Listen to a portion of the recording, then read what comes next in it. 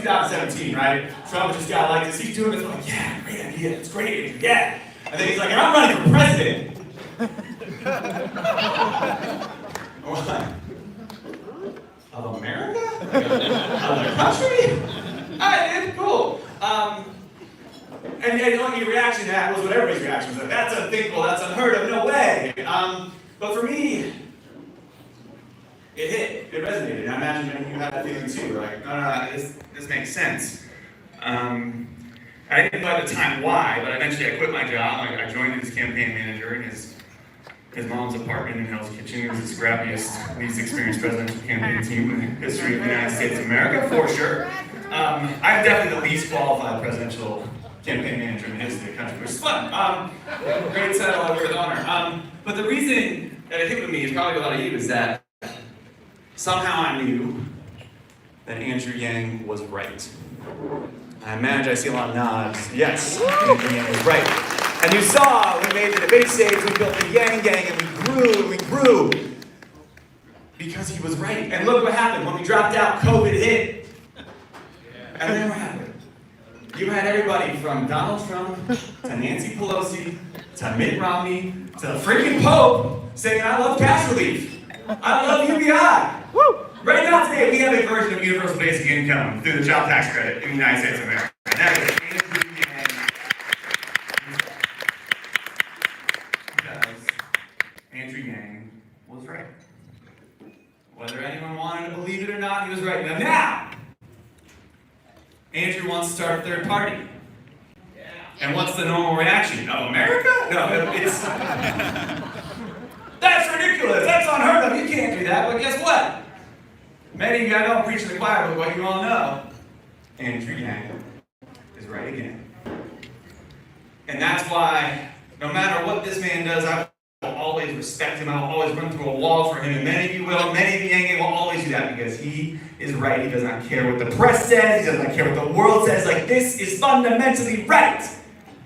And we need leaders like that, folks. Hell yes. So, tonight, let's give it up, folks, to the man, the myth, the legend, one of my best friends in the entire world, Mr. Andrew Yang!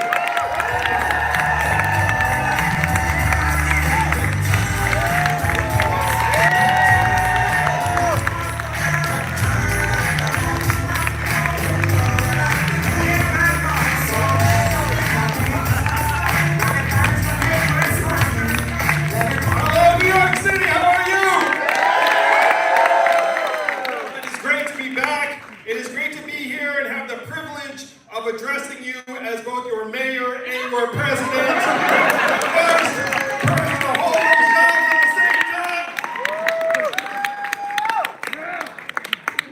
It is fantastic to be here with you all, in large part because I have so many friends and family here tonight, including my incredible wife, Evelyn. Where are you, baby? Evelyn, where are you? I'm like looking at a stranger. No. That's not cool, but you are. Thank you, Evelyn. And also my incredible campaign manager, Zach, Carly Riley, Jamie Rowan, so many other people who joined our campaign when it was just this little tadpole pollywog thing. And I have to say that everyone who joined the Yang campaign circa 2017, early 2018, was doing it for the best of reasons. Because no one was joining that campaign as a wise career move. You know what I mean? It wasn't like, oh, you know my ticket to a plum job on Capitol Hill? The Andrew Yang campaign. So everyone who joined, truly noble, principled, and wanted to make a case to the American people. And we did it, am I right? Yeah.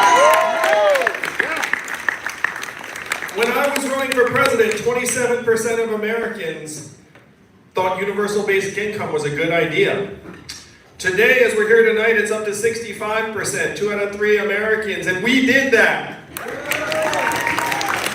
If it had been 65%, I legitimately might be your president today. it was that circa 2019. But it took a few things happening to get us here.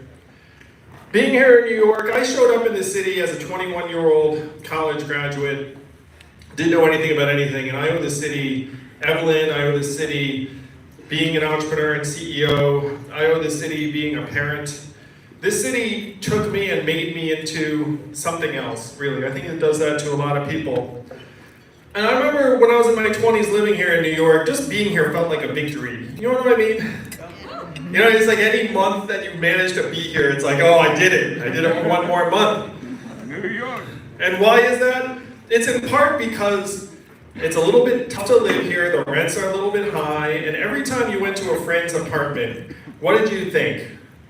Oh, how much are they paying for this place? Right?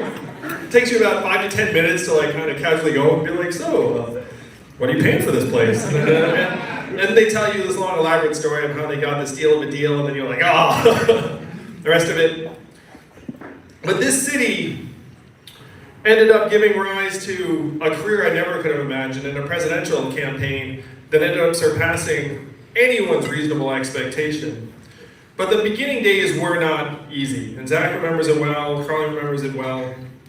Where when I first said I was running for president, my friends legitimately asked, of what? When I was at my kid's birthday party and they asked, so what are you doing right now? I would actually have to have these awkward conversations where I was like, oh, I'm a presidential candidate. And they would say, really? And I would say, yes, I am. And then we'd have a long 30-minute conversation about automation and UBI and Trump and the rest of it. And at the end of that 25, 30-minute conversation, you know what they'd say? Good luck with that. That's what it was like for the early months of the campaign. So seeing what we ended up growing into, that only happens out of a place like New York, in my view.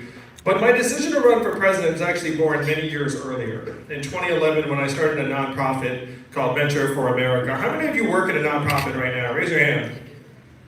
How many of you volunteer for a nonprofit? You really should raise your hand to that second one. That was like, are you nice? And you could be like, yeah, I'm nice. I did that one time. We can't even tell if, you're lying. So I made a decision to start a nonprofit in 2011, and that's really the decision that ended up leading me down this trail. And Evelyn, I owe you so much because we joke all the time that there was like a bait and switch where when we were dating, she knew I was going to end up running for president. She would like run screaming the other direction. When she and I met, I was a fairly normal guy, working a fairly normal business. I was like heading this small education company, and when it was bought in 2009, I then had this bright idea to start a nonprofit that would help train entrepreneurs to create jobs all over the country, and that became Venture for America. So those of you who actually work in nonprofits or volunteer in nonprofits, you know that nonprofits run on passion. That the person who starts that organization has to continuously make that case as they generate interest, enthusiasm, donations, and so that's what I did for 6.5 years.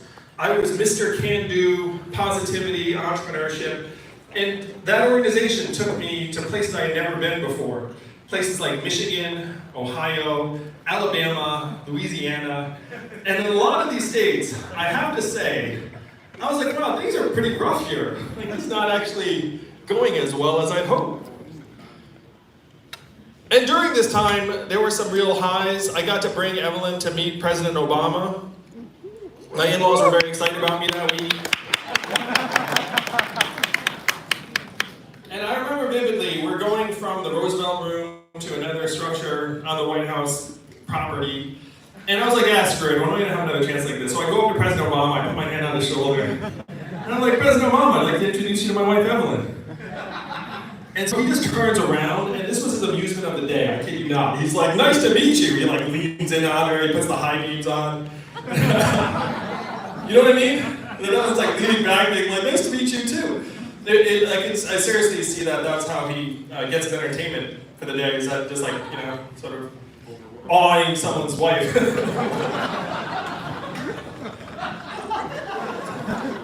He'll probably see this someday and be like, oh yeah, I do that. So there were some real highs to this journey, but the 6 years traveling the country did give me a kind of sinking feeling about what was happening in the Midwest and the South. And then Donald Trump became our president. All remember that night? Aww. Y'all remember well, I'm sure. How many of you are actually at Jacob David's, which is pretty close to here, at what was meant to be the celebration party? Anyone here? Nope. That was a very, very tough night. I was in the very, very large camp that believed that Hillary was going to win. But she didn't. Trump won. And I saw this as a giant red flag for the country. I said, wow, things have gotten darker than even I had thought. And I had spent the previous 5-6 years traveling the country, and I felt like I had a sense as to what drove Donald Trump into the White House, which is that we were undergoing this historic economic transformation driven by technology. I have a lot of friends in technology, and when you get a couple beers into them and say, hey, are we getting rid of all the jobs? They're like, oh yeah, we definitely are. You know what I mean? Like, you just have to get them like away from the stage and the microphone and the rest of it, and just be like, so yeah, is this happening? They're like, oh yeah, it's happening. And I felt like I could help explain this to the American people, that Donald Trump was a symptom of a set of changes that had been going on in the country for years and years. And so this was the case that Zach and other people decided to invest their careers in helping us make around the country. And making that case, again, in those early days, was not easy. I would try and generate attention. It's not like media organizations were clamoring to talk to the UBI guy. Reporters would often ask me this question, and after a while you actually kind of got used to certain questions and conversations. So this was the number one question I would get from the press. Are you serious? Do you think you can win? And this question, like so many other questions, is a trap. Because if you say, no, I am not serious, then they will say, fuck you, and we should never talk to you again. And if I were to say, yes, I'm dead serious, then it would be, fuck you, and we will never talk to you again. And so the only thing you can do is give some vague, ambiguous answer in the middle where you say there are multiple ways to win, there are different versions of victory, this campaign has multiple goals. Say something that will you. And they're like, okay. He jumped over that little landmine and it's like trying to roll out another. So that's what some of the early days were like. I was on a panel with a guy named Michael Tubbs, who was then the mayor of Stockton, California. Do you know who Michael Tubbs is? Great guy. So inspiring, the youngest mayor in the country for a while. He was piloting UBI in Stockton. And so we were on a panel together. He made his case for the Stockton trial. I then made my case for universal basic income as championed by Thomas Paine, Martin Luther King Jr., Milton Friedman. And at the end of our panel, Michael leans over to me and whispers in my ear, Andrew, you can say shit I can never say. And he went on to explain, he said if the young black mayor were to say to everyone we should give all Americans $1,000 a month, no questions asked, they would laugh me out of the room. But if the magical Asian man from the future says we should give everyone $1,000 a month, then people are like, oh, let's hear this out. That's some interesting ideas. And Evelyn and I joked all the time about how I got introduced in the media as what? You all know. California tech billionaire. Yeah. Remember that? And then Evelyn was like, where is this $1 billion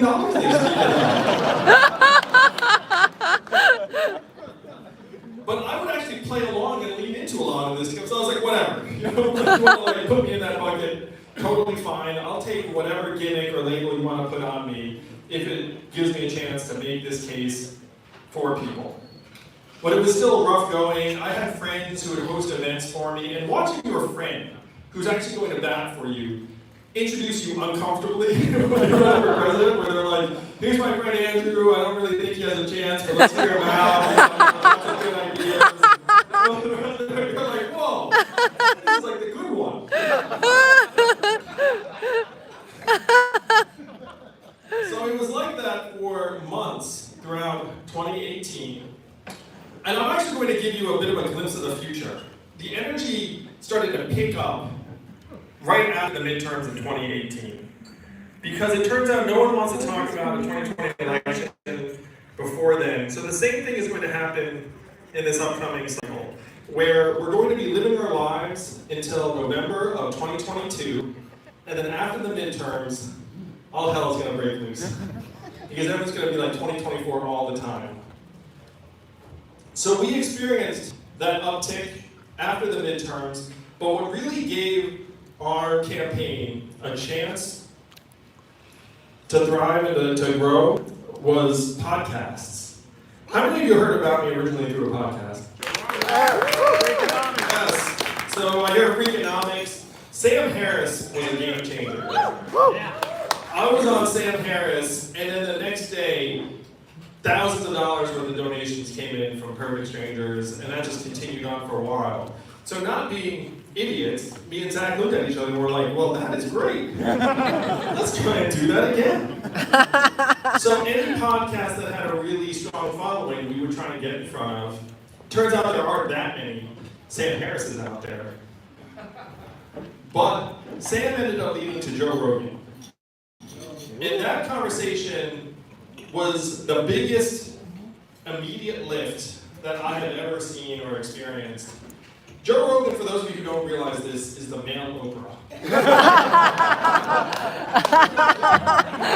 There are so many men who just want to know what Joe is thinking or feeling.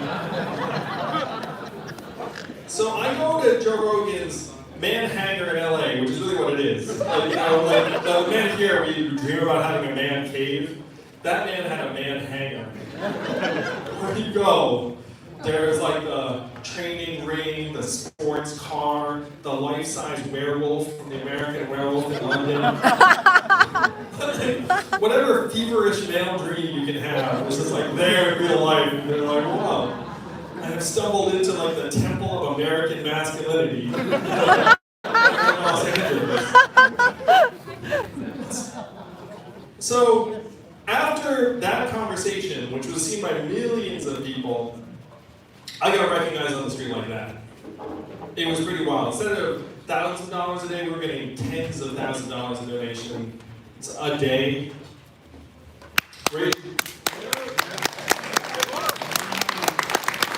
ended up raising $10 million in the third quarter of that year, and then $16 million the quarter after that, which was half of what Bernie Sanders raised that quarter. So I was running around in circles yelling, "We're half of Bernie, we're half of Bernie," to my team.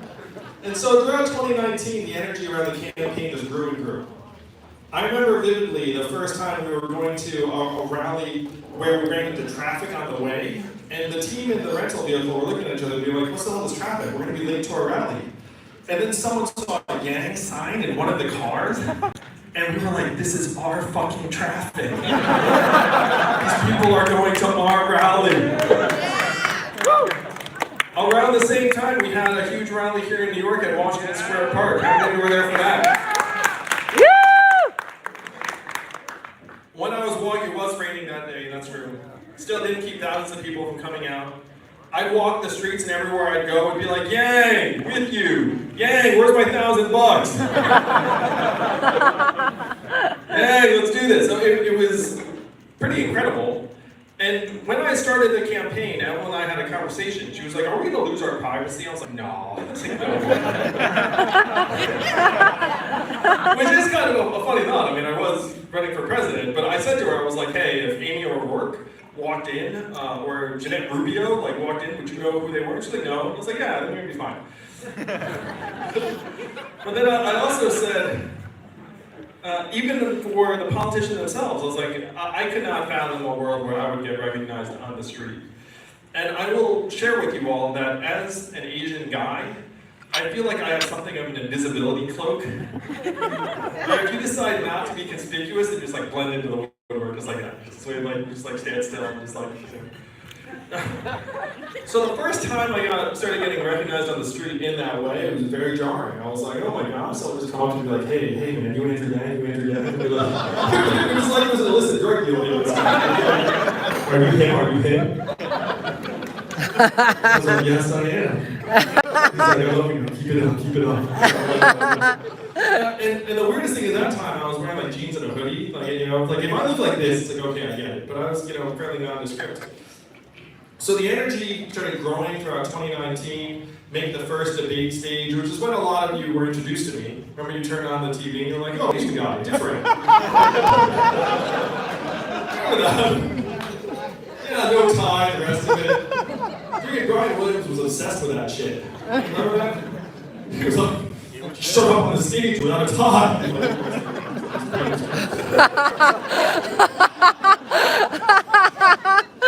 So you make the debate stage, and then you make the second debate stage, the third debate stage. When Emma and I were out with the boys, we started getting stopped everywhere. Emma was like, I can't take you anywhere. It's, you know, like that's somewhere we're taking 4 times as long as you planned. And so the energy just kept rising and rising throughout 2019. It was amazing, showing up, having hundreds, thousands of people investing their hopes for a better future in you. And I felt so supercharged during that time. I felt like a medieval character in Braveheart or Gladiator, one of those movies where like my hair is really long and riding on a horse, slow motion, those people are, you know what I mean? That's what I started to feel. But I knew from the beginning that all of this was going to culminate in the great state of Iowa. When I started the campaign, I said, look, Iowans are like 1,000 Californians each. No, I mean, we're here in New York, I guess you don't care if I make Californians seem politically insignificant. But each Iowan's worth their weight in gold, and I made an estimate early on in the campaign, the beginning of the campaign actually, because I'm a very numbers-oriented guy. I said, if we get 40,000 Iowans on board with a vision to eradicate poverty, we can do it. And from the beginning of the campaign, that was always the mission, the vision, the goal is to accelerate the end of poverty. The very beginning of the campaign, I tried to make my own cost-benefit analysis in terms of running. And I said, what are the downsides? Time away from my family, we have young kids. Opportunity costs, and possible total public humiliation. Which, honestly, I'll share this with you all, was probably the most likely outcome. The upsides were help explain why Donald Trump won the White House, explain the technological transformation of our economy, mainstream universal basic income as a policy solution, and speed up the end of poverty in our time. And if that's your cost benefit, then you have to do it. Am I right, New York?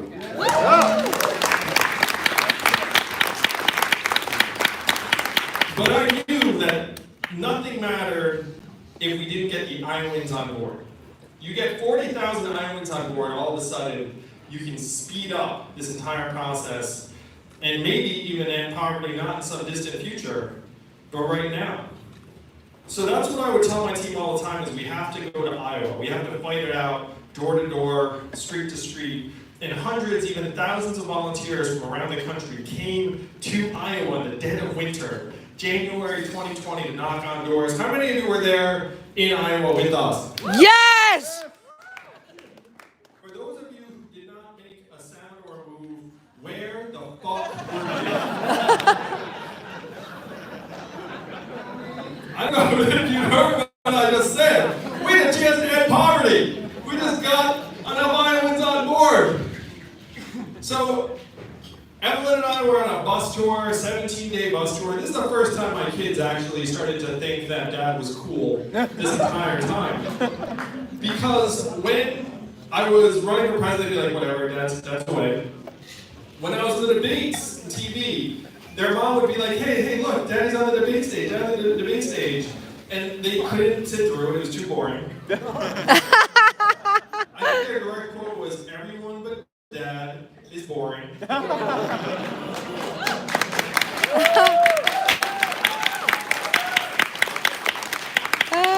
we brought them to Iowa in January 2020, and they still associate Iowa as this magical winter wonderland. A place where they're allowed to saw things in half in the museums. For real. Just play with people in the snow. And where Dad had a giant tour bus with his head on it. And video games. Yeah. So that was the first time the presidential campaign really became real, I think, for my boys. They figured it out. Also, Dave Chappelle came to campaign for us. We filmed little videos that we joked were rush hour.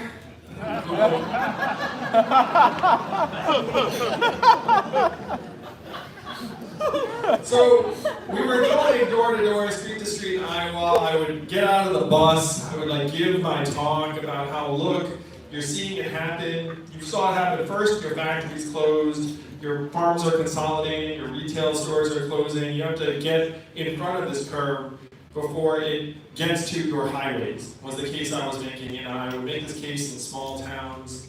And I was going to say in big towns, but in Iowa, the range is not that vast.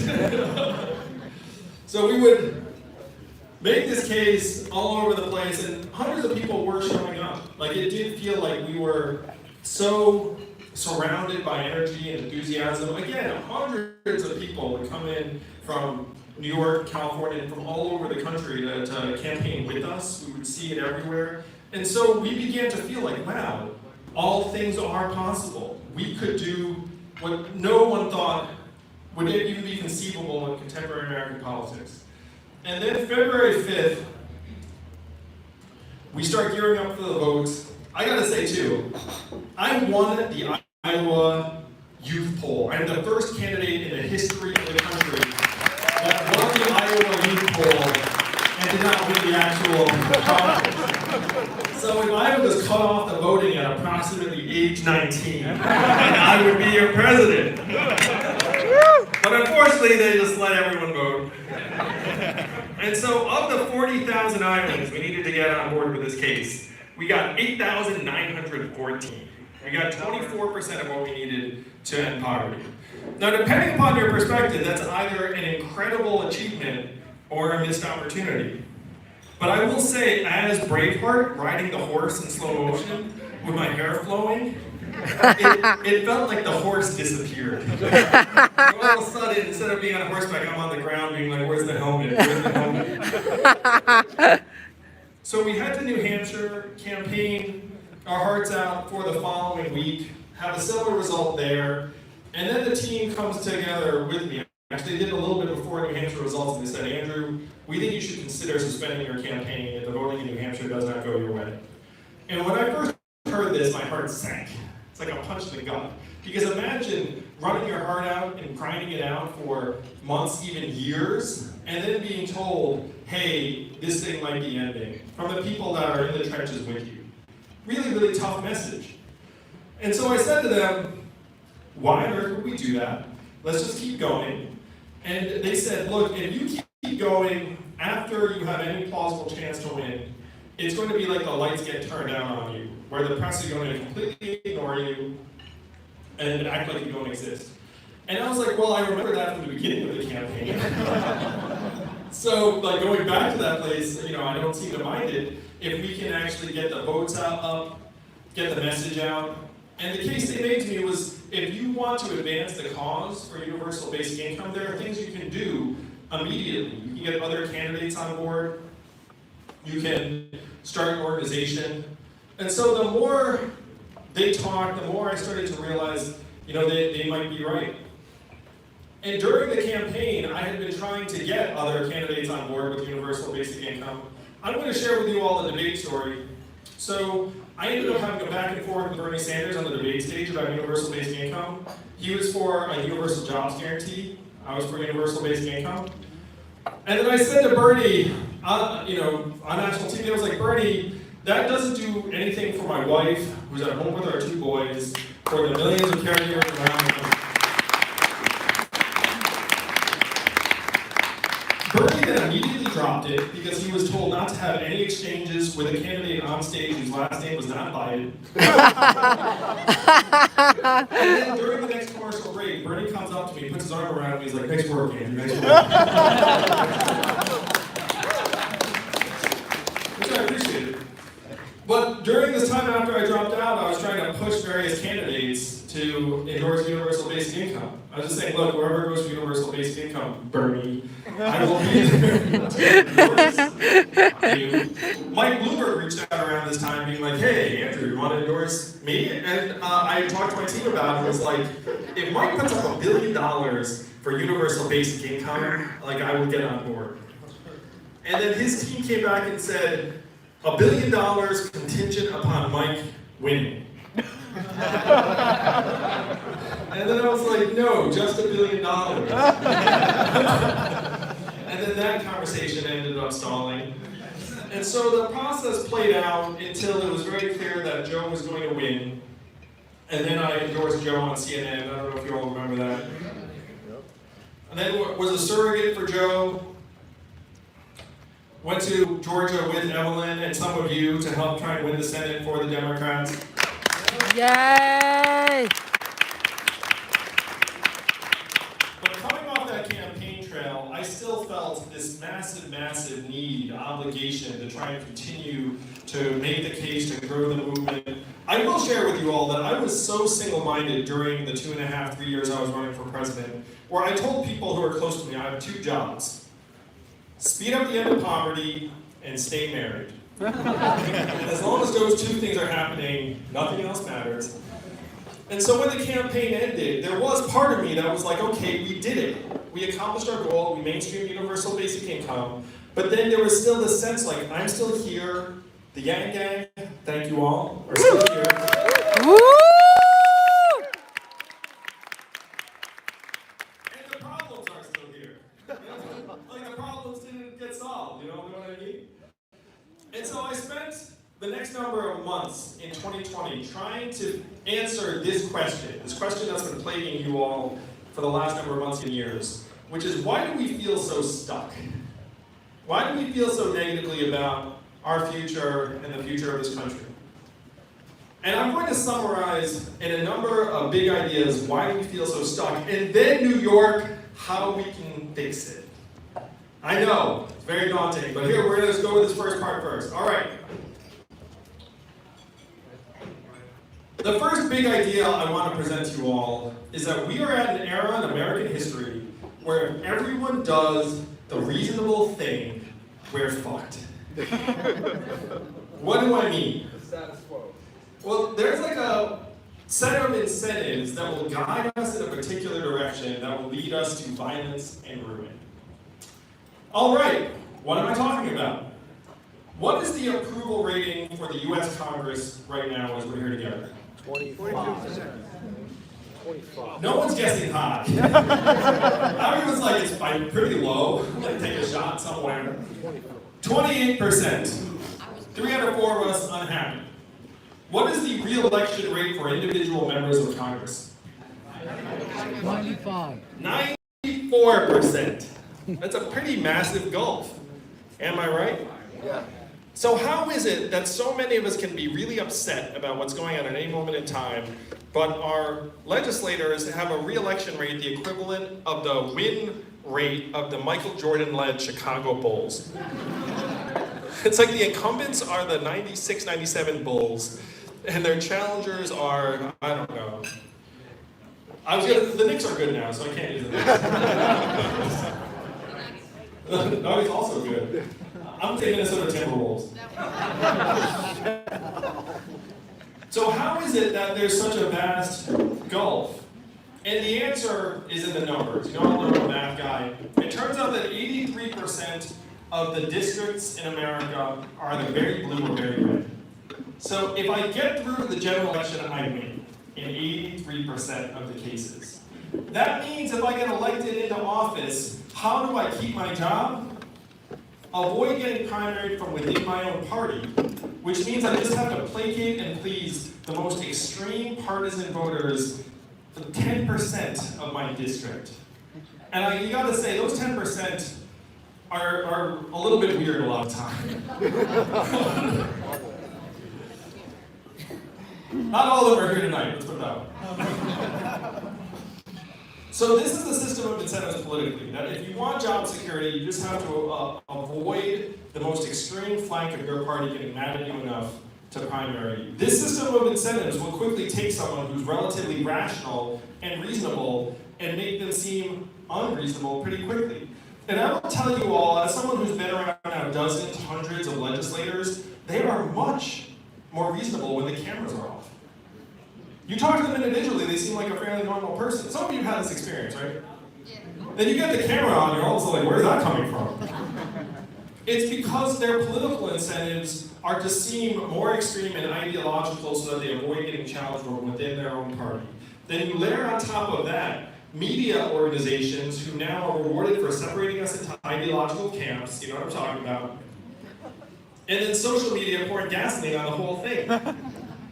And in this set of incentives, trying to reach across the aisle will get punished very, very quickly. Does this remind you of America's political landscape right now as we're together? Yes. Right? This is why we feel the way we do.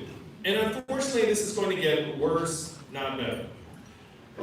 So big idea number one is that if everyone does the reasonable thing according to their incentives, we are sunk.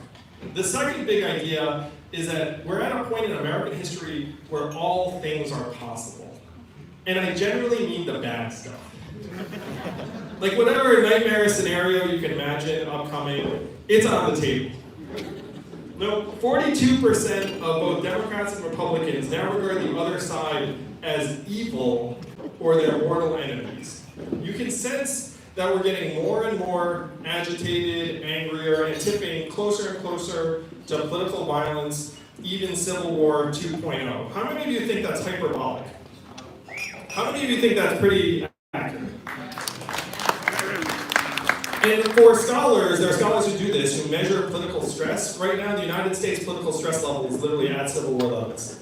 So for those of you who think that this is realistic, it's real. I mean, we saw it on January 6th, and anyone who thinks that was a one-time event, I mean, we know that that's more of a harbinger of what's to come.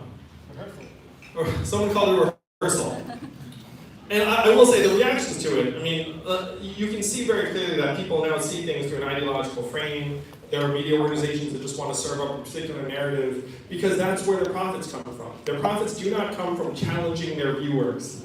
Their profits come from giving their viewers comfort food. An MSNBC producer actually said internally, we're not news, we're comfort. And in that environment, then, you can see all sorts of journalistic decisions being made that do not end up making a difficult case or bring us together, but trying to affirm what people are already feeling. So that's where we are right now. It's a very, very tough spot. It's why so many of us feel so negatively about the future. Now, you're not going to believe this, New York City, but among all of this kind of hard, clear description of the incentives that are going to tear us apart if we let them, I also found an answer. Not going to believe it. And the answer comes from the great state of Alaska. Now, if you're a long-time Yanganger, when I say Alaska, what do you think? Oil. Yeah, like, what state already does this, and what state is it? Alaska. How do they pay for it? Oil. What is the oil of the 21st century? Data. Have you gotten your data check? No, then let's go get it. Those of you who aren't Yang, that's what you missed. So I'm here to tell you all that the answer comes from Alaska, but it's not the oil dividend. Give me a show of hands or applause if you've heard of Senator Lisa Murkowski, who's been in the news. If you have not heard of Lisa Murkowski, congratulations, you're not a political junkie. You're probably more positive and upbeat as a result. But for those of you who know who Senator Lisa Murkowski is, she has the distinction of being the only Republican senator who voted to impeach Donald Trump, who is also up for re-election in 2022. Think about that. Think about that Venn diagram. A few other senators did it, but they're not up for re-election. They're like, maybe they'll forget about this. Seriously, you know. And you know this in part because Senator Lisa Murkowski now has an approval rating of 6% among Alaskan Republicans. They noticed they didn't like it. They were like, she went against Trump? You know, disapprove. So why did she do it? This does show how politically suicidal it is for a Republican to go against Trump. So why did Senator Murkowski do it when so many others would not? You could say it's because she's unusually independent and principled, which I believe to be the case. But you could also look up and say, wait a minute. Alaska is the only state in the entire country that last year actually switched their process from closed party primary to open primary, coupled with something called ranked choice voting, which you here in New York know well. So to be clear, her instead switched from trying to placate or please the most extreme 10% of partisan voters, who in that case were Republicans, to having to make her case to 51% of the Alaskan public. And so if she goes to 51% of the Alaskan public and says, look, I'm my own person, I have my own point of view, I represented you to the best of my ability, bring me back, she has a fighting chance. How many of you think that that change in incentives might have contributed to Senator Murkowski's decision to go ahead and do what she thought was right? I'm going to say, of course it did, because she is rational. If you change the incentives so that legislators have to try and deliver for 51% of us, that's a very, very different set of incentives than trying to please the 10% over here on the flank. That is what we need to make happen in states around the country as quickly as possible. We have to set them free. We have to, instead of rewarding them for being extreme and unreasonable, for actually reaching across the aisle and delivering. Now, a Republican senator said to me the other week now, she said, we get rewarded more for keeping an issue around than trying to resolve it. What did she mean by that? I'm going to use an example. How many of you remember Marco Rubio championing immigration reform a number of years ago? Raise your hand to that. If you don't remember that, it's because the following week he said, just kidding, just kidding. I recant. And the reason why he doubled back was because he got shivved by his own party almost immediately, being like, hey Marco, what are you doing? If you do this, we're going to take a beating, you're going to lose your job, so calm down and bring it back. And so, if they don't actually propose a solution, then what happens? They can gin up energy and donations and votes saying the other side's messing up, keep supplying us with all of these things so we can fight for you. That is the system we have right now. If someone tries to solve it, they get punished. That's what we have to change. We have to do what they did in Alaska, in states around the country. In New York City, I'm here to tell you that this is 100% doable because all of this is controlled at the state level. If I were to stand in front of you and say, hey, let's get a law passed through Congress, you'd all groan internally and you'd be like, oh, I thought all of this was about how Congress isn't working. It's true. But all of these primaries are controlled at the state level in large part because the parties are made up. There is nothing in the Constitution, not a word about political parties. George Washington detested political parties, tried to warn against them on his way out. John Adams said two parties would be an evil upon the land in 1780. The Republican Party doesn't even exist until after the Civil War. It started out as a Northern anti-slave party. And the duopoly at that point started divvying up the spoils and saying, let's play you lose, I lose, while the people are the ones who are doing the losing. But because none of this is at the federal level, it's all at the state level, which means we can change it. The way they did it in Alaska is they had a ballot initiative where a bunch of Alaskans got together and said, let's make this change. And then it was so.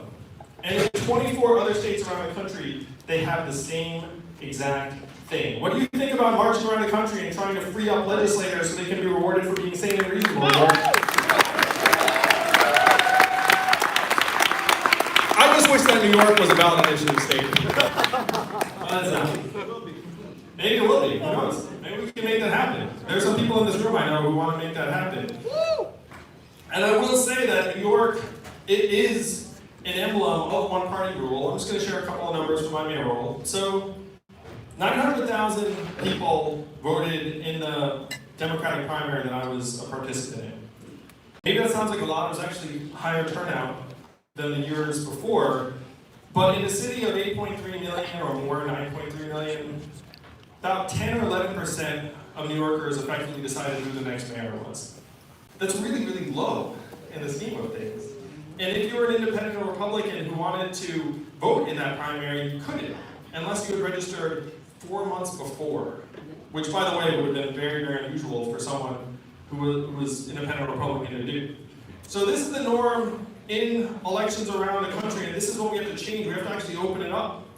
We have to free up the system so that people get rewarded for trying to deliver for the general public instead of the most partisan among us.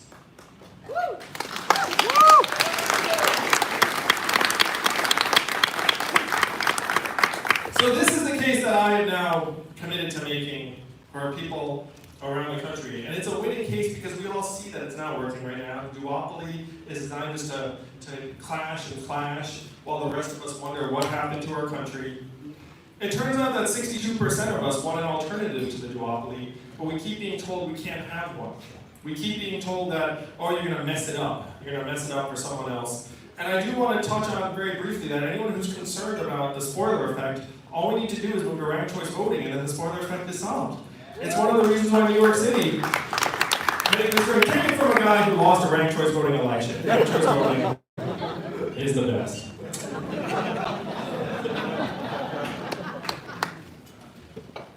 So this is where we are in American life right now, where there's a solution that can help free us from polarization, and we have to take this case to the rest of the country as quickly as possible. This is our only path out. In large part because I do want to put on my fortune teller hat and talk about what's coming down the pike. Who's going to run for president in 2024? Trump. I know. Someone's looking at me with a horrified look. All right, let's check this out. So, Republican field. Donald Trump, approval rating 65 to 80%, has raised over 100 million, telling people that he's probably going to run.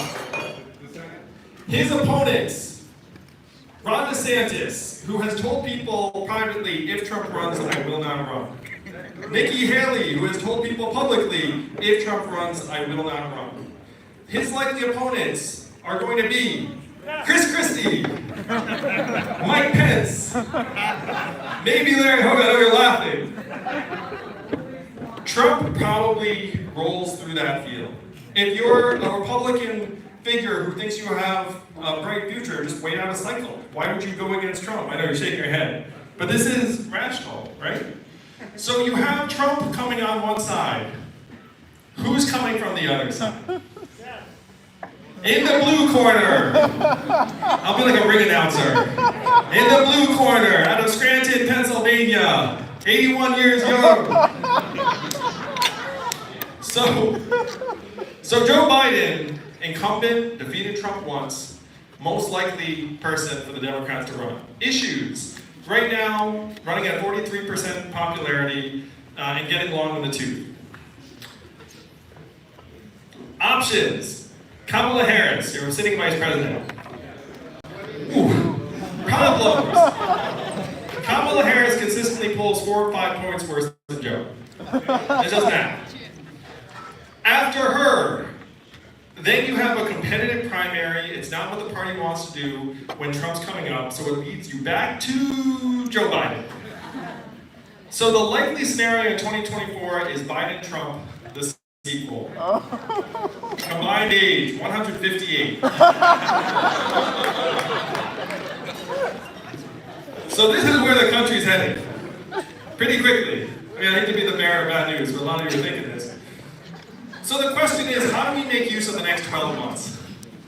Again, all things are possible now in the United States of America. The democracy that many of us have grown up with and taken for granted, I would not take it for granted. So what can we do in the next 12 months? We have to run, not walk, but run to try and implement open primaries, ranked choice voting in enough states around the country so a critical mass of legislators are able to do what's right to stand up for our institutions. That is the mission, New York. And by coming here tonight, you have inherited this responsibility. I'm sorry to break this to you, but democracy rests on your shoulders.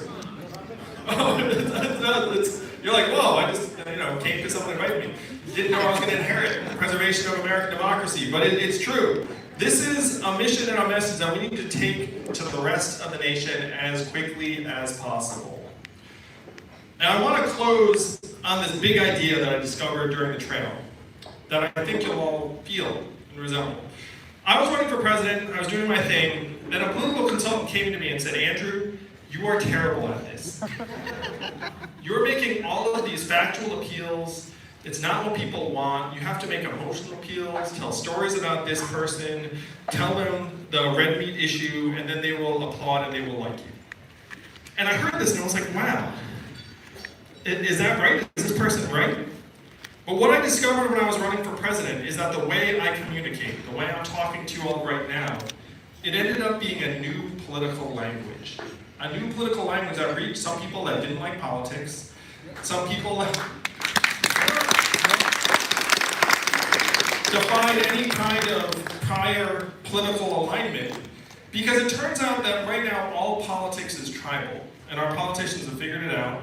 They make us angry or animated based upon a coded terms and language designed to try and inflame you against the other side. And then Andrew Yang came along and just accidentally stumbled into this new political language based upon the way I talk. What percentage of Americans do you think home in on this new language of facts, reason, solutions, in this case trying to break us free of the polarization? What percent, New York? 5. It's a lot less than 51%, I have to say. I think it's around 10%, which some of you might find, disheartening in some way. But I'm here to tell you all, New York, and this is genuinely our mission. If we get that 10%, we win. In a polarized country, if you get 10%, you can transform politics for the better very, very quickly. How many US senators does it take to control the agenda? 1. One. That's true. In a polarized country, you get one senator, you can end up controlling the whole thing. It's realistic for us to get 1, 2, maybe even 3 senators in 2022. It's realistic for us to get a handful of members of Congress in 2022 to make an impact in local races around the country. This is not some far off goal in the future. This is right fucking now, New York. Are you all with me? Are you going to fight for this democracy we love so that these are not the last days? I sure as hell am. With your help, we can make this case and spread this message to the rest of the country and move this country that our kids are going to grow up in, not left or right, but forward, which is where millions of us want to go. Thank you so much, New York City. Thank you for doing it. Thank you, I love you too.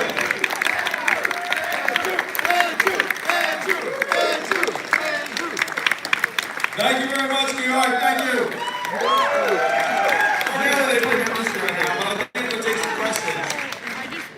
So now I'll take some questions if you guys have them. You can shout them out. Isn't that fun? Yeah, that was Sorry, go ahead and shout out. probably. Okay, all right, I'll go ahead and you can have the I'll grab your stuff. Superstructure in this country. $10. At least 175 years. That's a heavy lift. How are we gonna do this? So now I'm thinking about the Boston mayoral race. Does that provide clues for us about how we can do this? Because that wasn't, unlike this Mission Gossip mayoral race.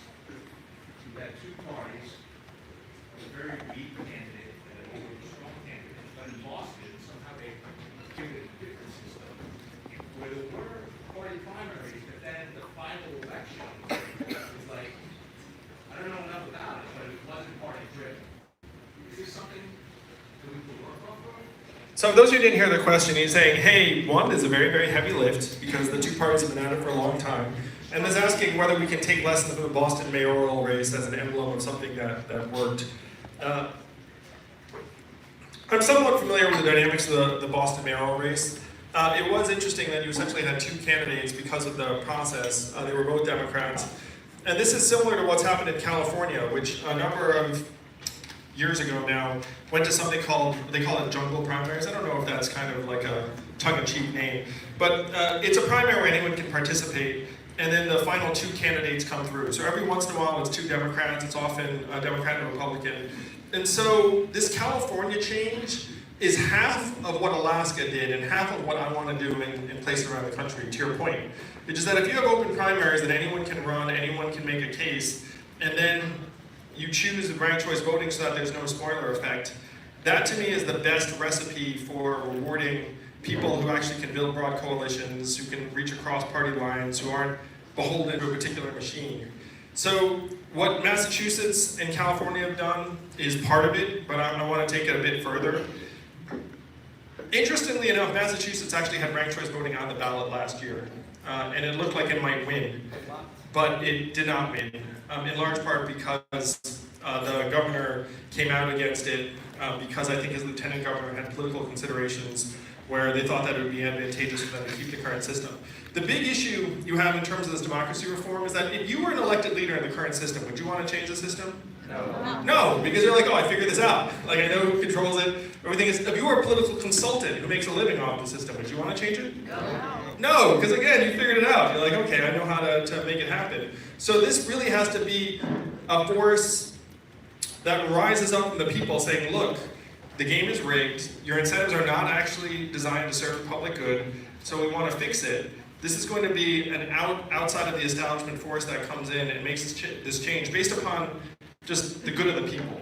This case will win. I can see it and feel it every day. I get incoming every day from Americans all over the country saying, I've been waiting for something like this, I've known it was broken, you've actually diagnosed a problem in a way that I hadn't heard, and how can I help? So we get enough people doing that, we can make these changes more quickly than people think.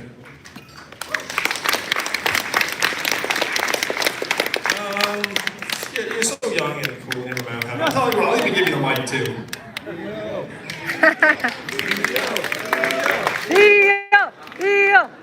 Are you planning on having candidates running in 2022 under the forward party? So the question is, will the Forward Party have candidates running in 2022?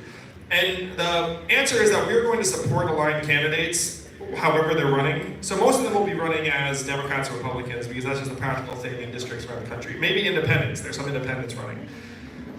It's difficult for someone to run on the Forward Party line right now, because the Forward Party line doesn't exist in most places. So that's something that we have to try and change in the days, weeks, months to come. I'm gonna let you all in on some inside baseball fun. It turns out that if you come out and say I'm starting a political party, your political party is not real until the FEC signs off and says it's a political party. So in order to become an official political party, you need chapters around the country, you need to support some candidates, maybe a convention. So they're all of the, that convention is gonna be pretty epic, right?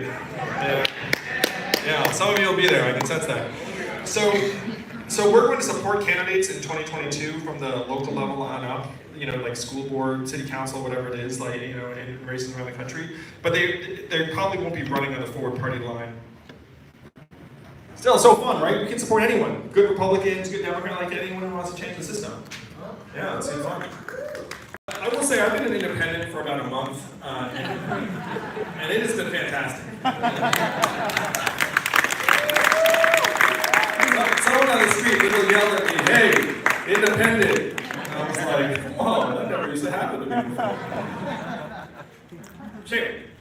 Hey, so I have a sense that nationally, like for the Focus for Forward Party, New York, since we already have ranked choice voting here, it would not be a huge priority. But I would like to know, you know, what kind of support you may offer in terms of getting maybe open primaries for the city or ranked choice voting statewide. So Shane's asking, hey, what's the agenda in New York, since New York has ranked choice voting in the primary? To me, it is around open primaries and trying to make it so that different points of view get represented. If I was an independent Republican in New York City, I'd be really pissed off because you really have no meaningful input, right? And you just like check out politics. That's even true in a lot of the state. And so we should change that. Even if a Democrat won, and this is the big insight. That's not ready. Even if the same person wins, their incentives are better in a system where they have to listen to everyone. You know what I mean? Like it's a lot of people think, oh, you just want someone. It's like, no, if the same person wins, but your incentives are lined up with the majority of citizens, then we should be happier. So that's a case that can be made here in New York State with libertarians, independents, Republicans who want to make this change. I will help with that. It's good fun. And this will be true in different states around the country. The group that's going to be most animated about this in most states is whatever party never sniffs power. You know what I mean? Libertarian. Yeah, so libertarian, sure. So if you're, like I was talking to a person who ran for Congress in Tennessee as a Democrat, If you say Democrat in certain red states, they just shut down immediately. You know what I mean? Like, it doesn't matter what else. A Democrat, I had that experience. I would be in a diner in Iowa, I'd be like, hey, running for president. And they'd be like, really, what party? And I'd say Democrat. And they'd be like, blah! And I'd be like, and like all of a sudden I turned green, and I was like, whoa. So if the same conversation were to happen, and then I were to say forward, they'd be like, I have no idea what that is. So I don't know how to react. That's the thing in a polarized country, is that if you just make it so people don't have their walls way up, it's actually like a great leap forward. So in states around the country, I think the minority party is going to be like, oh, this is actually a process change I want, and also maybe a way for me to get a fair hearing. What do y'all think? Yeah. I'm going to swing geographically. Yes.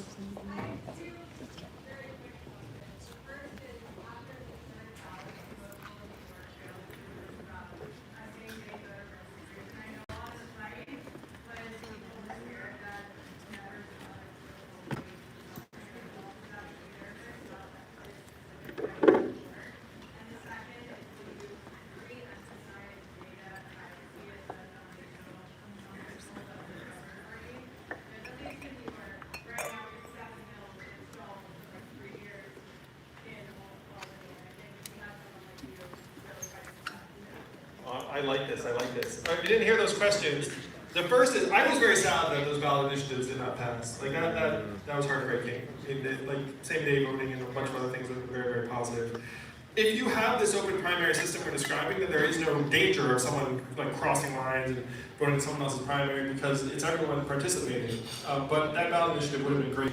To the second question, I want to fight for data rights here in New York and around the country. I'm actually going to be doing more in this space.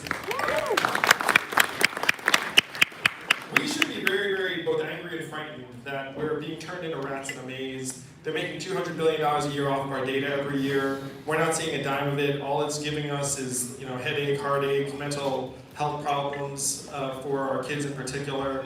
And California has led the way on this. I had a role in their data privacy legislation that gave rise, by the way, to something called the California Data Protection Agency. Does that not sound cool as shit to you all? It's like data cops. You can see them with kind of space, Star Trek uniforms being like, data cop here. So why should New York not have its own data cops? Am I right? Shouldn't we have our own New York Data Protection Agency?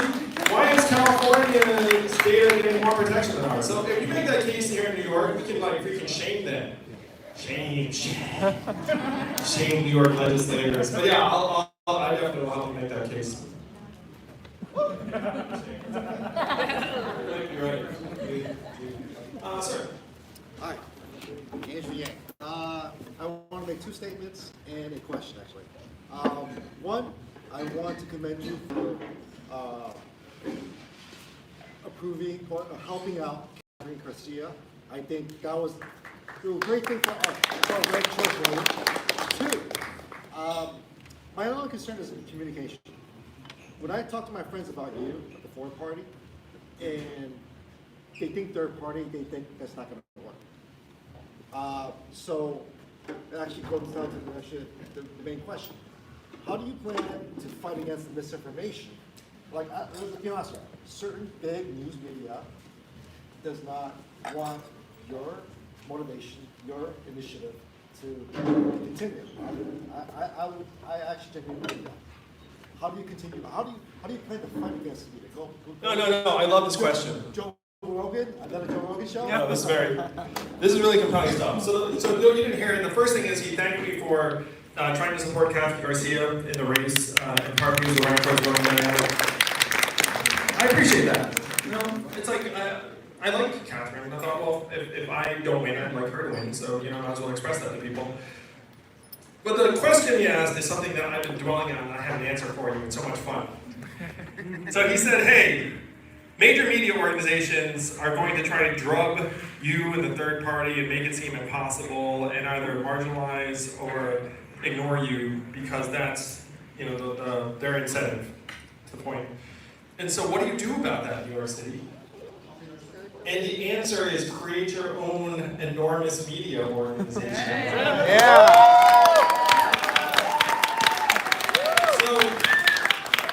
So we have this independent political movement that I'm going to suggest to you all, you can sense on some level the country really needs to pull us back from polarization and Civil War 2.0. We need this independent political organization, but you know what every movement needs?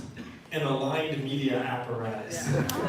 Because you know the Democratic Party has that in spades, you know the Republican Party has that in spades, so the Forward Party needs that in spades, and stay tuned because it is coming your way. Yeah, so this is it. You can see it. And the people know now that the media is not straight up or square. You know, I have the numbers, and you know the math. But this is actually kind of partisan and split. And then, you know, there's some not so great elements to this. So 69% of Democrats have a high trust in media. Republicans, it goes down to 15%. That's fine. Independents is somewhere between at 36%. But all of these numbers have declined over the last number of years. Like everyone's starting to get concerned. So this is an area where people are, again, looking for an alternative. And how did I come up? Podcasts, independent media, and the rest of it. So, and this is, how many of you saw this food fight that Joe Rogan got into with CNN over this last period of time? You guys remember that? Yeah. Yeah. So that was like a sign of the times switching. And you know, you can think what you want about, like, I obviously I used to work at CNN and the rest of it. But like there is like a sea change happening, and it's particularly pronounced among young people. The average age of cable news viewers, CNN is 59, Fox is 67. You know what I mean? Like this image you have of people watching cable TV, oh yeah, that is it. You know what I mean? So then and so you have this this aging cohort that's, you know, like kind of hanging on, and then like what comes next? You know what comes next? Forward comes next. Yeah.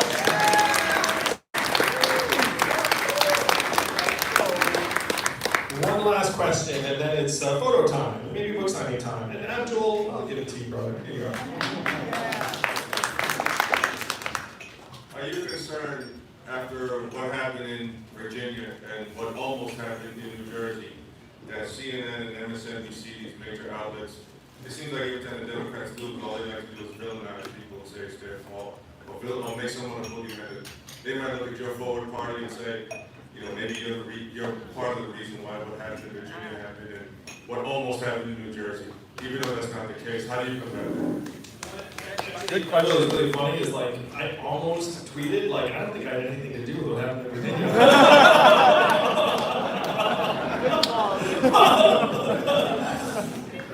But so I will say that the primary emotional appeal of the Democratic Party today is what?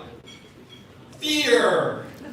And the reason why it's not working is that you cannot be afraid all the time forever. It just stops working. Be like, hey, be afraid. This election, existential, like, okay, we're gonna do it. No, not that one. This one. This one. Be afraid again. And we're like, oh, okay. No, this one.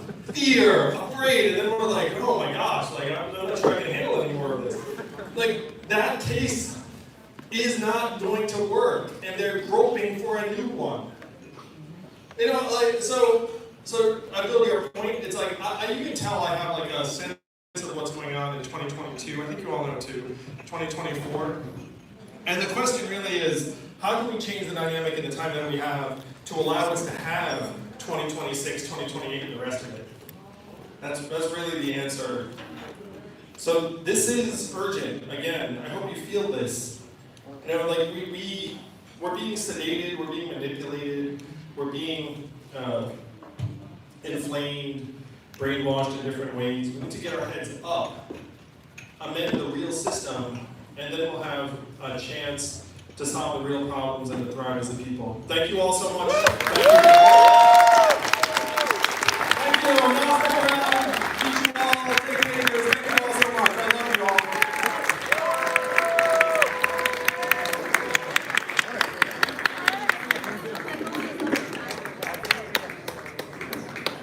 Ladies and gentlemen, thank you for coming out this evening. Andrew will be taking photos on stage, so if you'd like a picture, please line up at the foot of the stage stairs on the house right. We're going to send the line around the room along the red curtain. Just please be mindful if staff is carrying him through. Thank you. I need him. Go, go, go, go, go, go.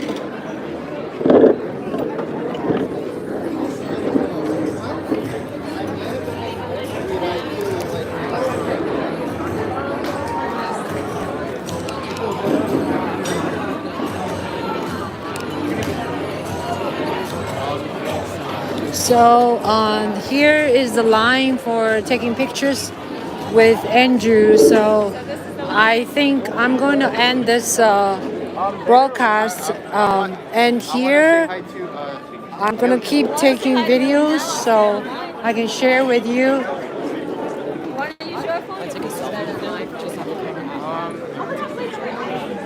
You take the photo. Thanks for watching.